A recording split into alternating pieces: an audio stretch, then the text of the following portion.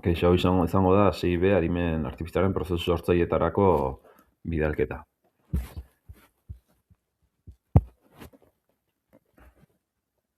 Erakutsiko dizuet adimen artifiziala nola erabili. Adimen artifiziala erabiltzeko behar dugu prompt bat izango da agindu galdera edo jarraibide bat, normalean adimen artifizial bati zer egin edo zer erantzun behar den esateko emango ziena. Nolako izan behar da? Izan behar da argia, zer egin behar dion o zer galdetu nahi dion argi azaldu behar du, espezifikoa, espezifikazio eman eta espezifikazio gehiago eman, orduan eta zehatzago emango da, o zehatzagoa dugu nahi dugun galdera erantzun aldea hobea emango da. Laburra izan behar da, testu inguru zehaztu behar da, nun egin nahi da, zeinek egin nahi da, nolako gauzak, gako hitzak erabili, adibidez, soldadura, elektrobidezko soldadura, bidezko informazioa bila nahi du, elektrodo eta olako hitze jartzea, gero indeke interaktu hau eta esperimentatu, beak ematen digun informazioekin, beak ematen txaukera bai interaktatzeko eta bai esperimentatu daikeu, nahi dugun galdera gehiago inez. Sormen erabili, gu dozken idiakin da adimen artifizialarekin erabiliz, emaitza hauek lortzeko. Orduan, zein behar da prompt egoki bat idazteko? Arrot bat hartzeko eskatu eta helburu taldea zein den zehaztu. Bai, marko diegu, guk nahi duen helburu bateako, zein taldeentzako eta zertarako den prompt hori. Testu ingurua zehaztu, adibidez gure izango da, berdin mailako ikasleentzako erronka bat behar dela eta erronka horren deskribapena marko dugu. Burutu beharreko ekintza eta sortu beharreko edukia zehaztu beharko dugu. Kasu honetan, gero ikusiko bezala txapa almazen bat izan beharko da, eta zer eduki izan behar den, zer almazen nahi duen bertan. Eta gero eskatutako emaitzaren mugak eta baldintzak definitu beharko ditu, emarko dugu, balorazio bat, zemuzko izan da eman digun soluzio hori.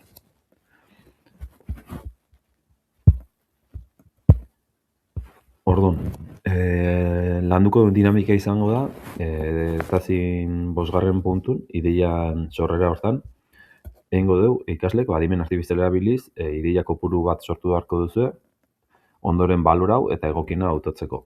Orduan, erronka, lehenengo pauso izango da erronka definitu, kasu honetan txapa almazen bat egin beharko da, bai gure estrategia izango da, orduan, txapa almazen bat egin behar da. Horrekin, prompt bat sortu behar duzu, eman dizuen izgako edo eman dizuen baldintzakin, gero, adimen artifizialak ideiak aztertu beharko dituzue, proposatzen dituen ideiak ulertu, zalantzan jarri, eta beste ideia batzuekin kombinatu adimen artifiziala, kontutan izanik, adimen artifizialak ez duela ordezkatzen, abia puntu dala bizik.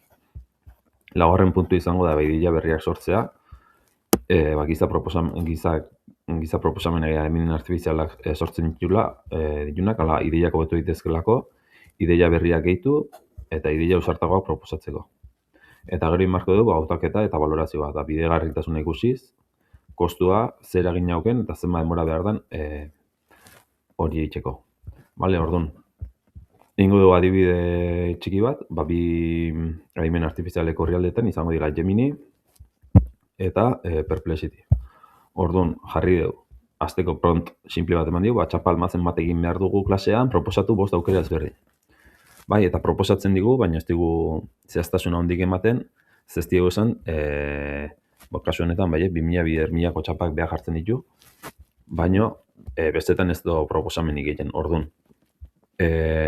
Prompt hori zehatzago ematen digu, bai, ezken egun nahi duelako txapa almazen bat gure tailerreko 2 metro, 1 metroko txapentzako izango dana, izango ditu 4 leku altzairuzko txapa gordetzeko, milimetro bat 2, 5 eta 10 milimetroko txapa gordetzeko, eta beste 2 leku beharko ditu aluminio eta altzairu ardeli gaintzarentzat. Bai, eta hemen egin digu diseinu bak... Kompartimentu banaketa... Honek egin digu zakarra, ez digu 5 aukera zen, orduan 5 aukera egin aurreko baldintzekin. Bai, egin digu batena zehaztu digu. Bale, orduan, lehenko proposamenak egin ditu, egokitu ditu, bagoen proposau ditu txapantzako, bale? Orduan ikusten dizu, 10 milimetroko txapak asko pixatzen dola, eta horrentzako ja baldintza jartzen ditu, bai. Eman digu 5 diseinu. Eta Segurtasun gomendio bezala jartzen digu 10 mm txapa manipulatzeko segurtasun handia izan behar du, soldadura bakoitza ondo ikuskatu, bai, orduan segurtasun handi beharko dula horrekin.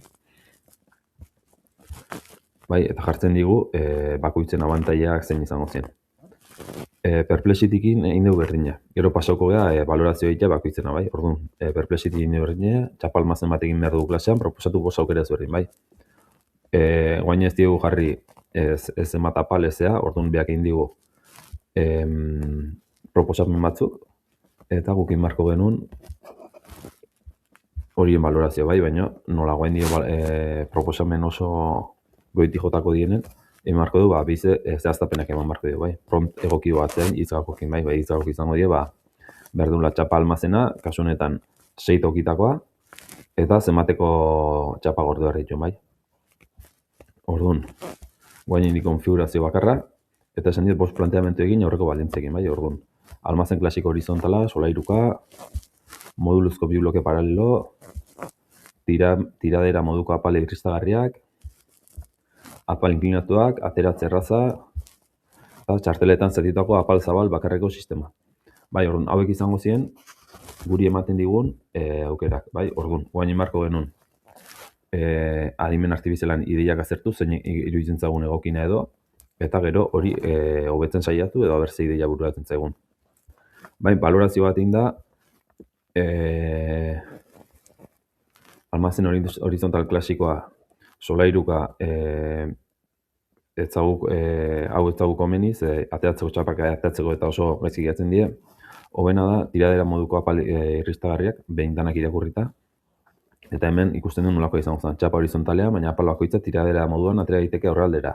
Bai, rodamentu batzuk izango zen, aurretatze bildeikena, txapa desberdinak, bai, ekiko zinen apal desberdinak, barruan 5-6 tiradera, profilu edo L gainean irristatzen diren markok izango ziren, eta marko hauen gainean egongo ziren txapak, bai. Lodiren arabera, tiradera bat edo bi altzairu lodi finitzeko edo bi tiradera berezi aluminio eta inozentzat. Bai, ikusten dugu. Hemen egiten dugu, balorazio bat bostena, nei, edo talden balora beharko duzu ez egin dan egokina, kasu honetan nei hau iruditzen zat egokina dela, eta ikusi behar dituzu bere abantailak eta ze desabantaila dauzkan. Izkenen, hau konplexu izango da, baina gero honetzat erosona uste hau izango dela. Bai, eta guain, honei buruz, nahi badeu, egin daikeu, informazio gehiago eskau, bale? Orduan izango zen. Hau hartzen dugu, eta esaten dugu. Nahi duzu,